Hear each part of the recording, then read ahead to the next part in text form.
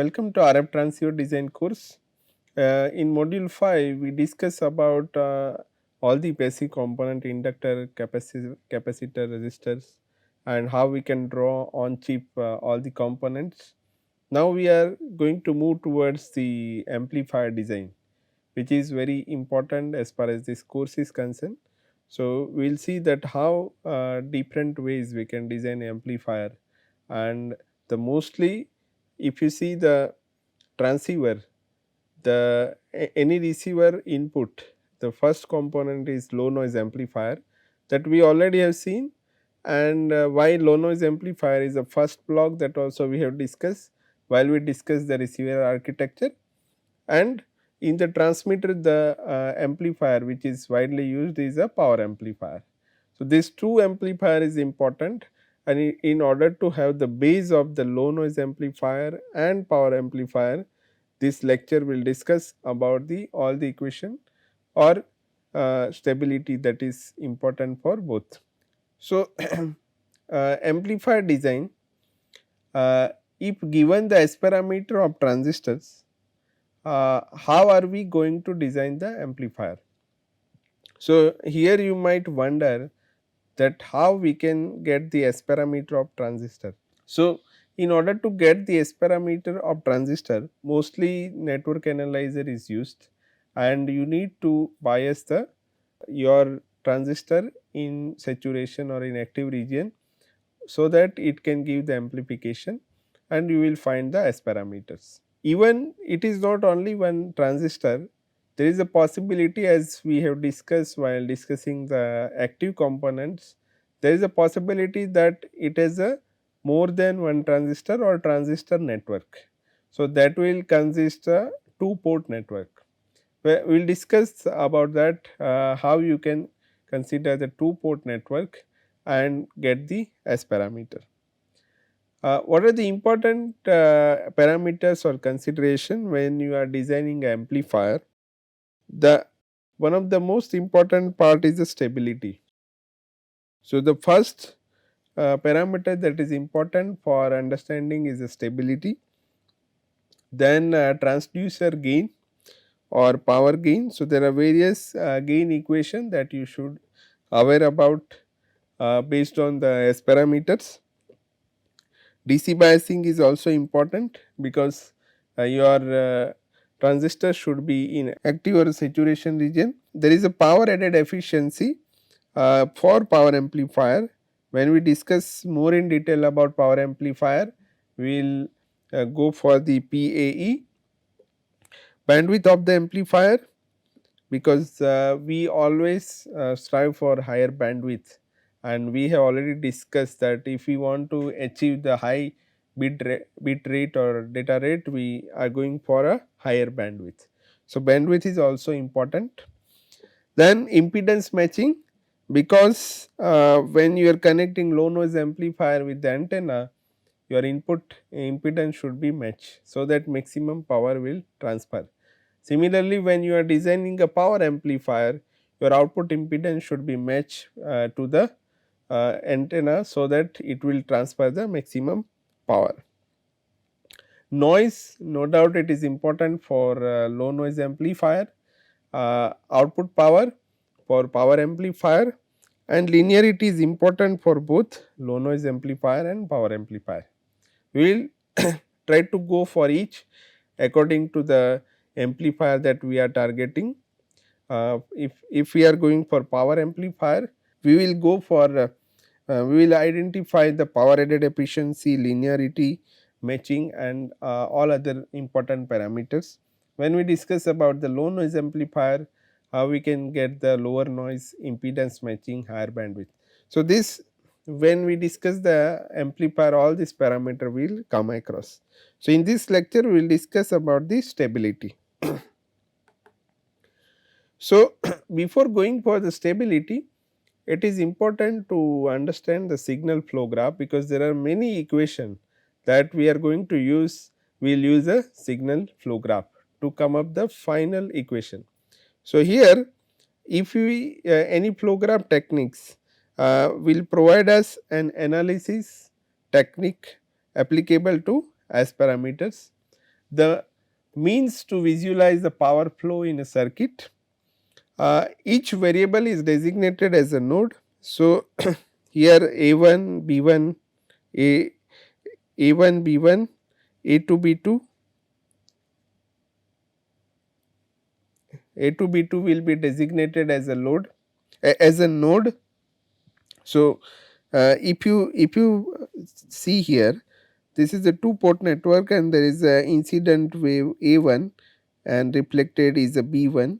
We already discussed about this when we discussed the S parameter, and here your incident on the port 2 is a A2 and reflected is a B2. So, all this in this two port network, this you can define as a node.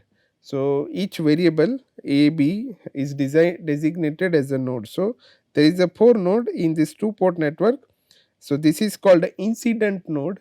So, A1 is a incident node, B1 is a reflected node at the port 1.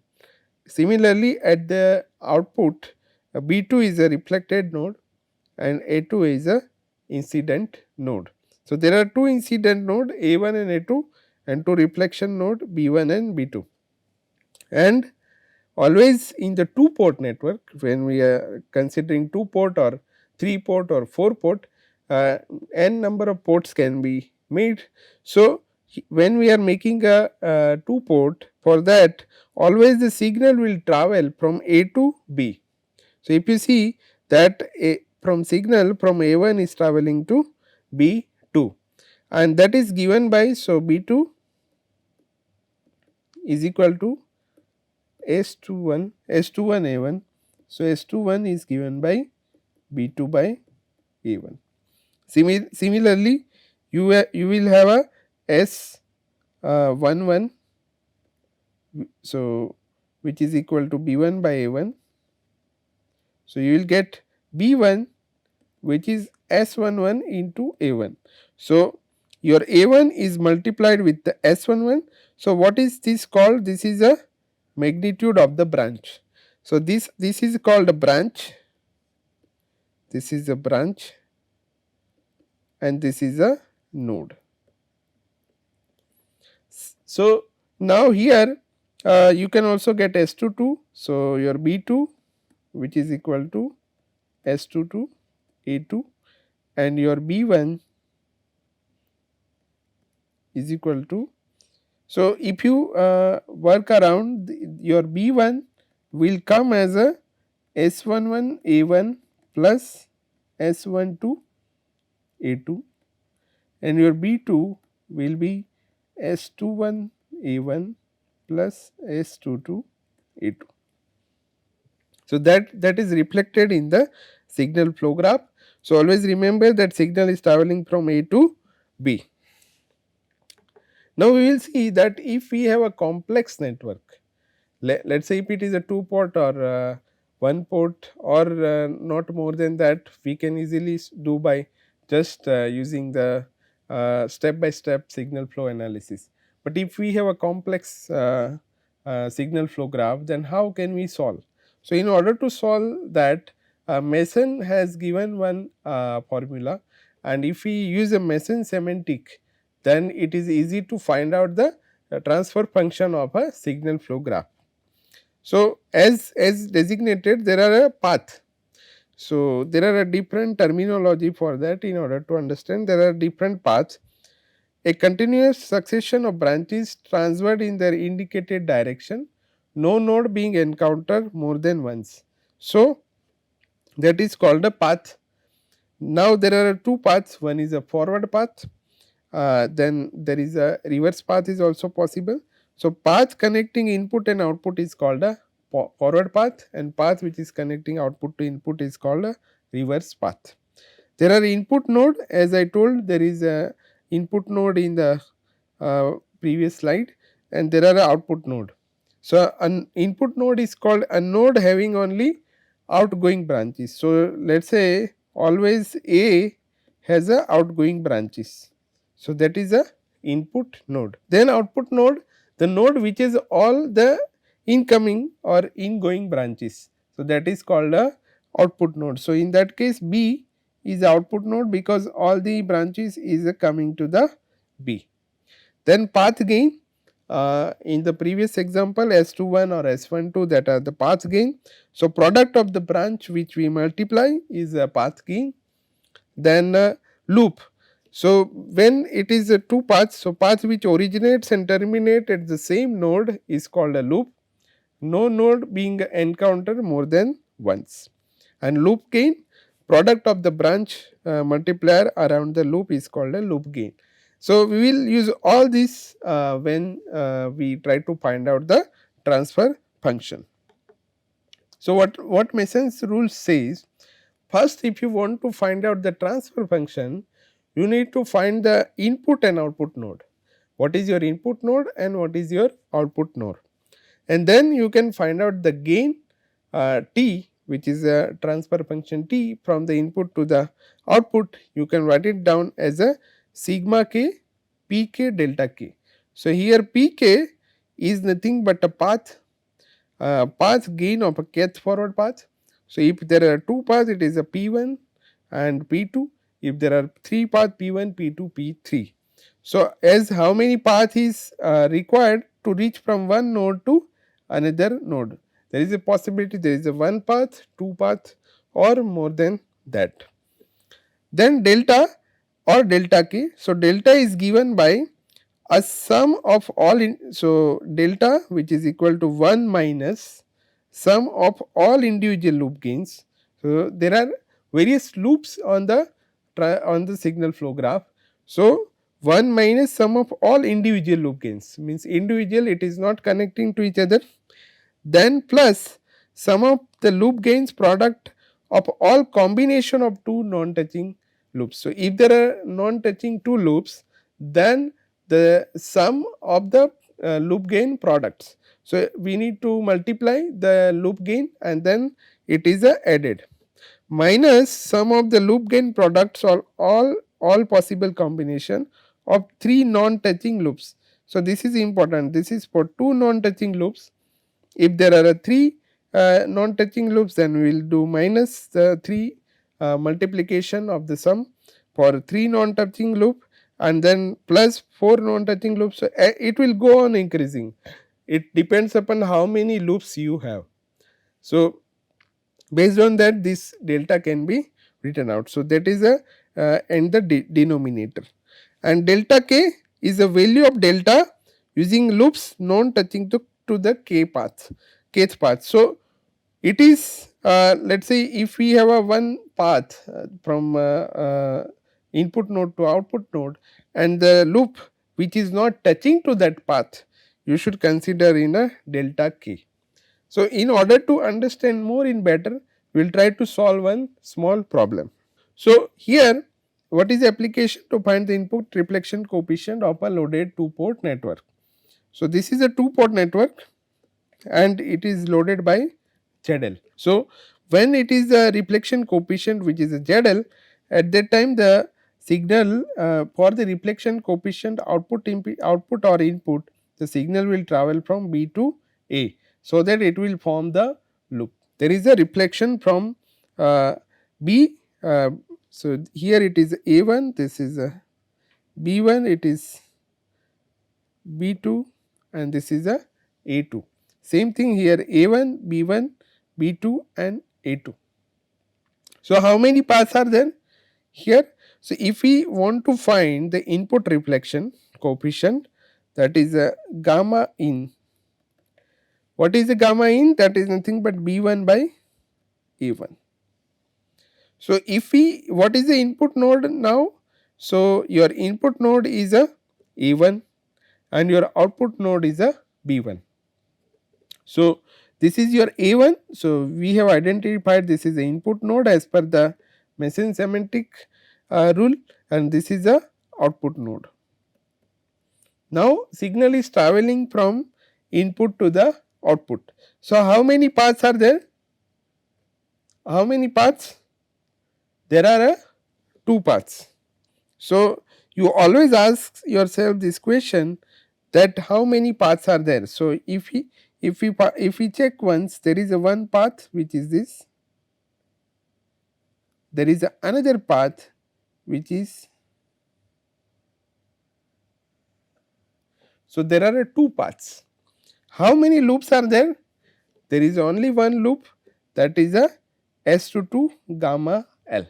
So now based on this we can write down the equation of Mason semantic. So now we have identified gamma in two paths. So because there is a two path, it is a P1 plus delta 1 plus P2 delta 2 divided by delta. What is the gain? Path 1 P1 gain, that is a S11. So that is given by S11. Path 2 gain P2, which is equal to S21 multiplied with the gamma L and S12. So this is the gain of path 2. What is the determinant delta? There is only one loop, so that is 1 minus S22 gamma L. Because of that loop is a we have only one loop that needs to be considered, and determinant for 1.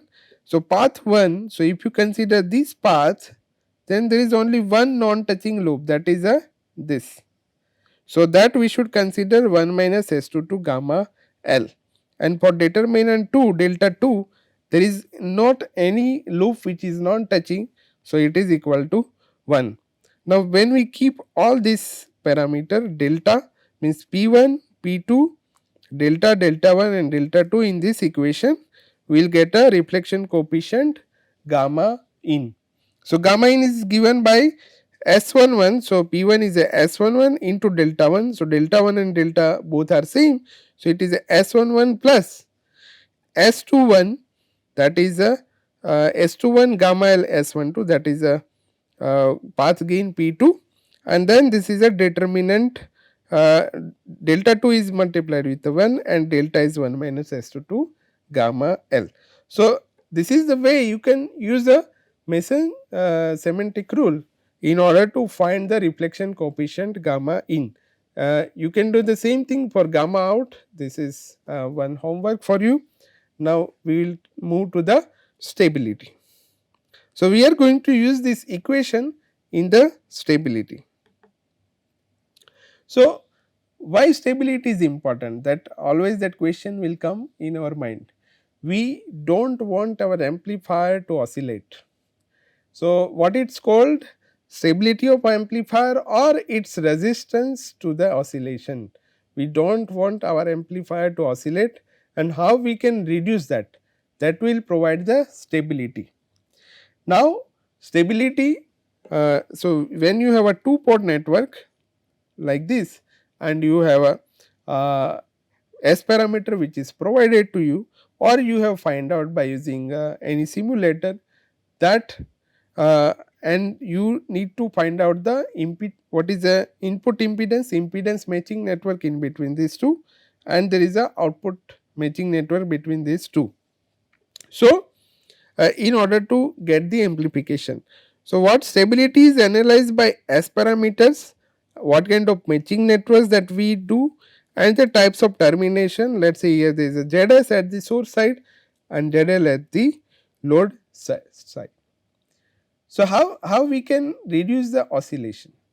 So in amplifier, if we try to remove the negative resistance, so oscillation is happening because of the negative resistance, and on the positive side when we discuss the oscillator, we try to add the negative resistance, but now we are discussing the amplifier, we will try to remove the negative resistance. So in order to remove the negative resistance, always to have unconditional stability, if you want unconditionally stable amplifier, then your input impedance Zin should be greater than 0. It does not have any negative resistance. Similarly, the output impedance, so input impedance should be greater than 0. Similarly, output impedance should also be greater than 0 for all values of Zs or Zl, or means whatever Zs and Zl that we choose, but your real part of input impedance, if we see from this side, so Zin from this side or Z out from this side, Z should be greater than 0.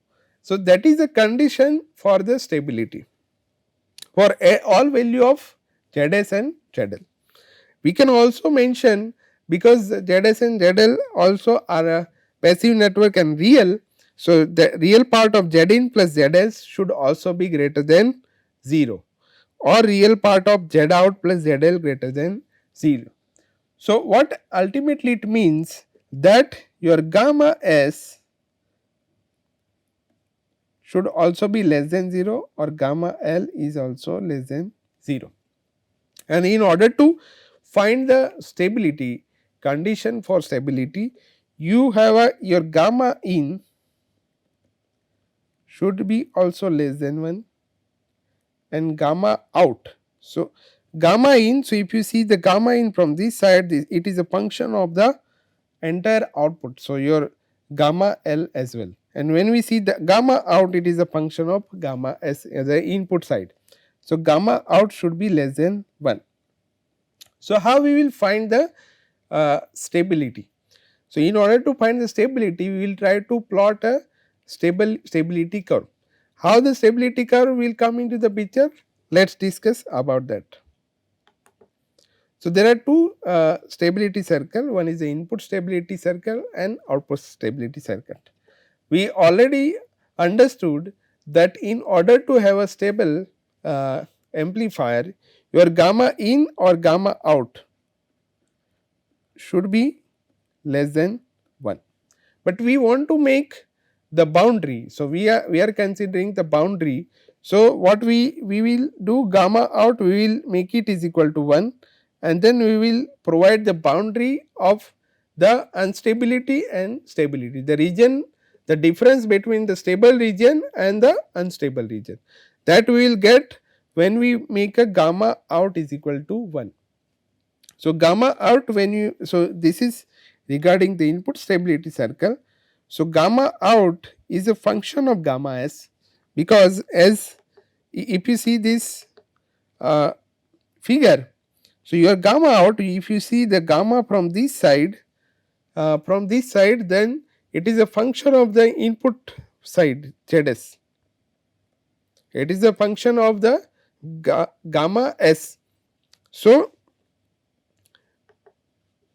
gamma out, which is a function of gamma s, and we are putting the equal to 1, that is the stability, that will provide the stability boundary. We do not want greater than 1, we want less than 1. So, this is a boundary which will tell us the difference between less than and the greater than 1. Now, we already have find out the equation for gamma out and gamma in by using a signal flow graph. So, gamma out can be given by S22 plus S12 gamma S21 divided by 1 minus gamma S, it is a S11. So, this is a gamma out which is a function of gamma S equal to 1.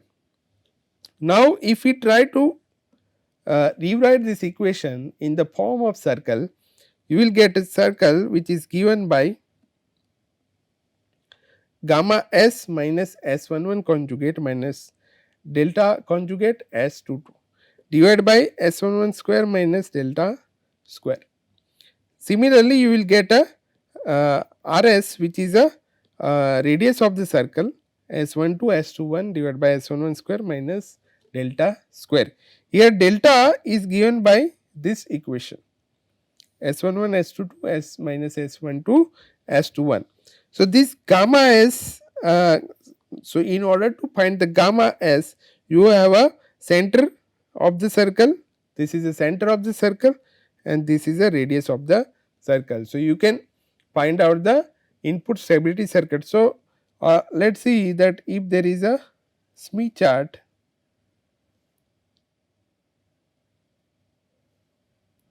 and you have a this is the center of the Smith chart, then you have some gamma S.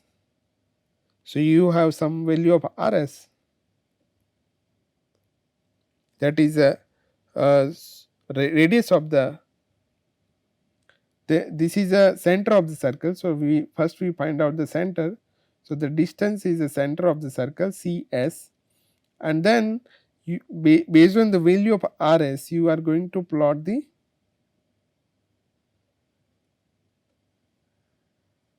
so then this will be the RS, radius of the circle. And what it says, that this is called a input stability circle.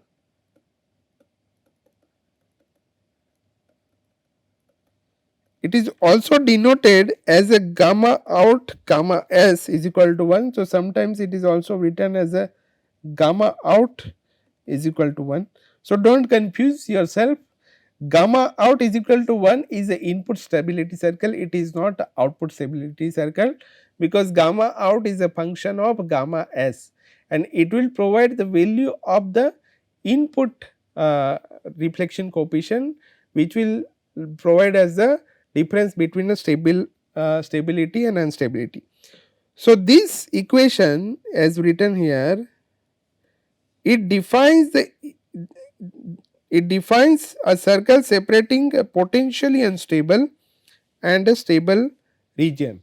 So, what is a unstable region, potentially unstable region, that it will identify based on this circle. So, this either this part is a stable or unstable will be considered based on the value of S22, and it can be find out that which portion is a stable region. Now, we will take out the same theory to the output stability circle. So, the difference between the input stability and output stability circle, that when we are discussing the output stability, that at that time we will consider the input reflection coefficient, which is a function of gamma L, and when we are considering the input stability circle, the gamma out, the output reflection coefficient, which is a function of gamma S. So, for output stability circle, your input reflection coefficient is a function of gamma L. We will provide the boundary equal to 1. When you write it down, you will get a S11 plus S12 gamma L S21, which is if you form the circle equation, this is a circle equation which will come up, and your circle that is a output stability circle, gamma L, CL and RL is given by this. So, this will provide you the center of the circle, and this will provide you the radius of the circle, and you can plot the circle as we discussed in the last slide. So, what it defines the equation of circle separating the potentially unstable and the stable region in the gamma L plane. So, in the previous, it is the gamma S plane, and your gamma in equal to 1 defines the output stability circle. So, do not confuse with gamma in, it is a output stability circle, it is not a input stability circle. So, we will take some example, one example, that how can you consider the means how can you differentiate the stable and unstable region. So, in order to get the stable or unstable region, first of all, what you need is your for gamma s is equal to 0. So, here in the previous equation, where the gamma s is equal to 0, what it means, S22 plus, if we consider this in this case, if you consider gamma s is equal to 0, which point will define the reflection coefficient 0? That is the center of the Smith chart. So, this is this point. So, the gamma s is equal to 0, that means this is a center of the Smith chart. So, in this equation, if you make the gamma s is equal to 0, that means then only S22 will tell us that your which region is a stable and which region is a unstable. So, as mentioned here, a gamma s is equal to 0, we have a gamma out which is equal to S22. So, the point gamma s is equal to 0 is a stable point if your S22 is a less than 1.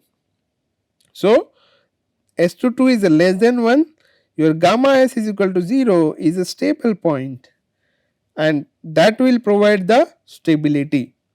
Now, if you have drawn the gamma out circle which is equal to 1, which is outside, then this is a potentially unstable region. So, if you find the value of gamma s in this blue color region, then it is a unstable, but in this white transparent region it is a stable.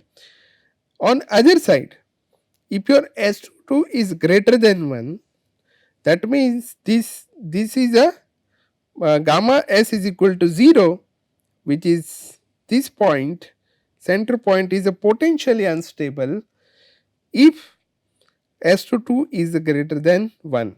So, then this transparent region, this is a potentially unstable and this is a stable. So, this is very important to find out the difference between what is a stable region and what is a unstable region. So, how you will find out the stable or unstable region? You first identify the gamma s is equal to 0 plane, gamma s is equal to 0 point, and then what is the S22 for the a for the input stability circle and S11 for the output stability circle. So, here one more thing, we can take one more example.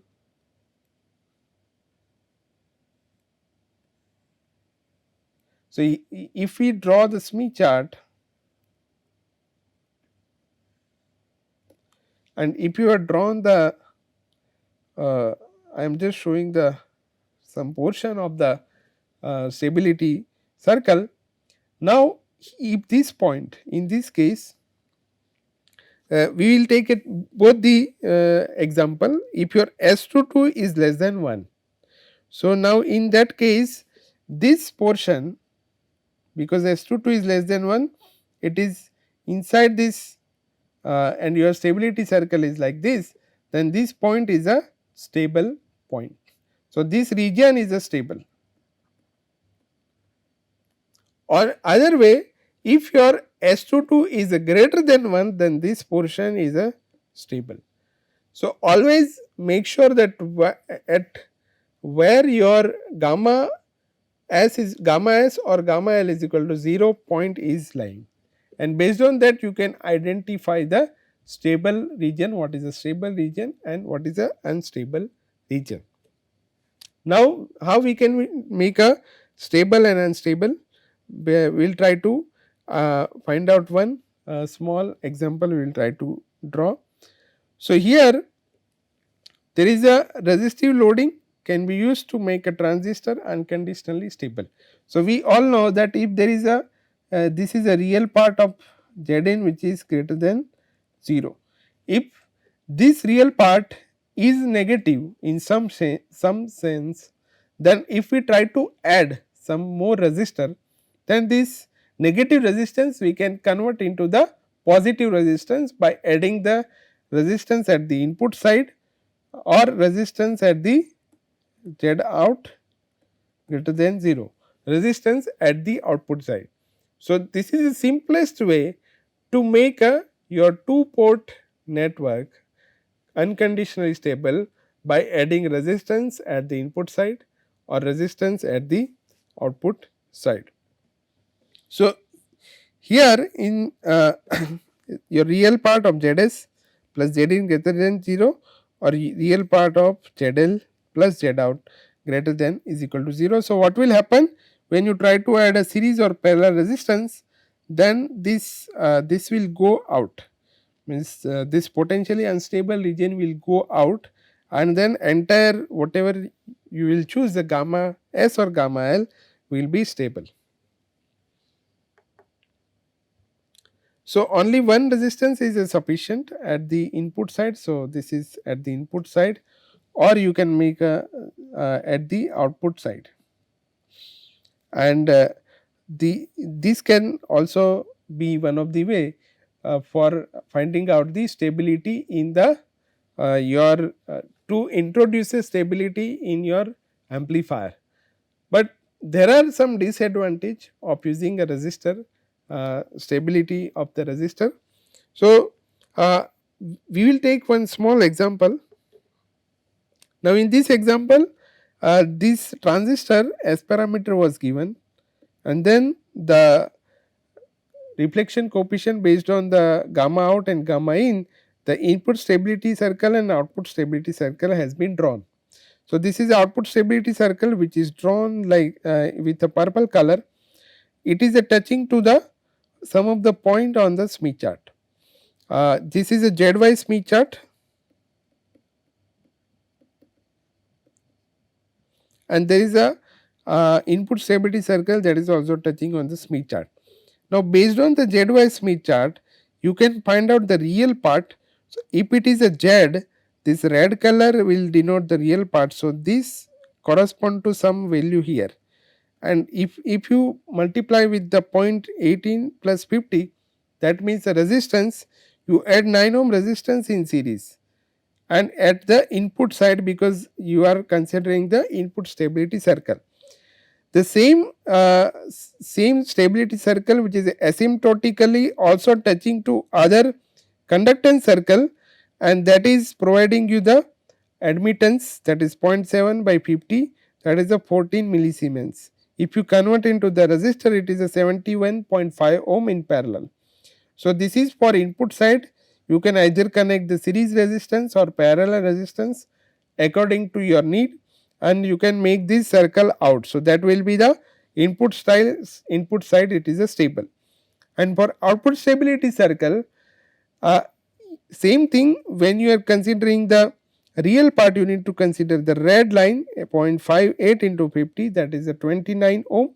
You connect into the series of the transistor, and it will give you the output stability.